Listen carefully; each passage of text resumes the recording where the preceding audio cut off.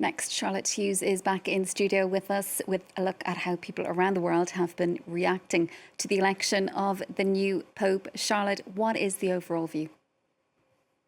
That's right, Sharon. Many reactions pouring in from across the world, ranging from joy to discontent. Now, I'd like to start with this picture, which I think captures the mood in St. Peter's Square. As you can see, lots of smiles. Someone here appears to be punching the air with joy. And of course, Pope Leo emerged to crowds to rapturous applause, as you can see in this video here. So the mood in St. Peter's Square, very joyous, and people appear to be welcoming the news. And another person, of course, who is welcoming this development is US President Donald Trump, given that Leo is, of course, the first ever US Pope to be elected to that role. Trump here on social media describing Leo's election as an honor for America, and he's looking forward to meeting Pope Leo XIV. Sticking with the US, many internet users hailing from America also rejoicing at this news.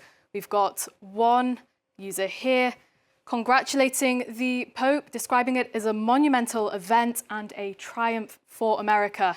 We've also got another user in a similar vein describing this as a moment they view as America becoming truly great again and a great achievement by an American.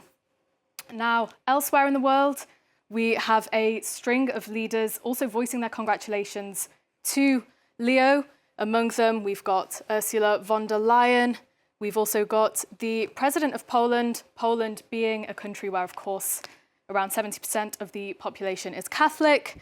And another reaction I took a look at was that of Volodymyr Zelensky, who took to X, calling this election coming at a moment that is, he says, a decisive moment for Ukraine, and he hopes for the continued moral and spiritual support of the Vatican in seeking peace for Ukraine. Peace, of course, being a word which was mentioned by Pope Leo numerous times throughout his speech. A lot of positive reaction then, as you say, Charlotte, but not everyone is happy. That's absolutely right, Sharon. Not everyone is happy. And among these people who have voiced their discontent with the outcome of the conclave are actually some people from the US. So we've got one internet user here describing the new Pope as anti-MAGA woke, and I quote, a total disappointment. We also have another user. Here we've got Laura Luma, who is a prominent MAGA influencer, and she is describing Pope Leo as another open borders Pope, of course, referring to Pope Leo's stance on migrants. Now, this is a stance which is very much in line with that of the late Pope Francis, who throughout his papacy did advocate for migrants.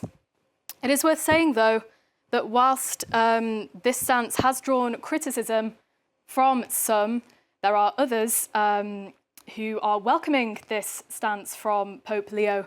Among them is the Colombian president, Gustavo Petro, who took to social media, and he voiced his hopes that the new Pope becomes a great leader for migrant people around the world. I quote, "I hope he encourages our Latin American migrant brothers and sisters."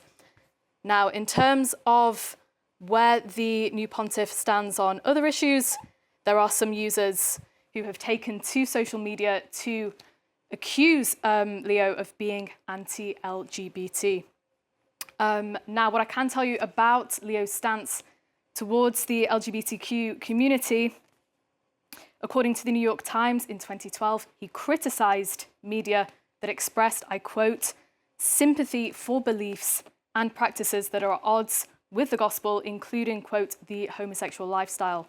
So, yes, users on social media quick to denounce these statements. Leo is definitely sure to be watched closely by LGBT people around the world in the coming weeks to see exactly what his current stance is towards the community.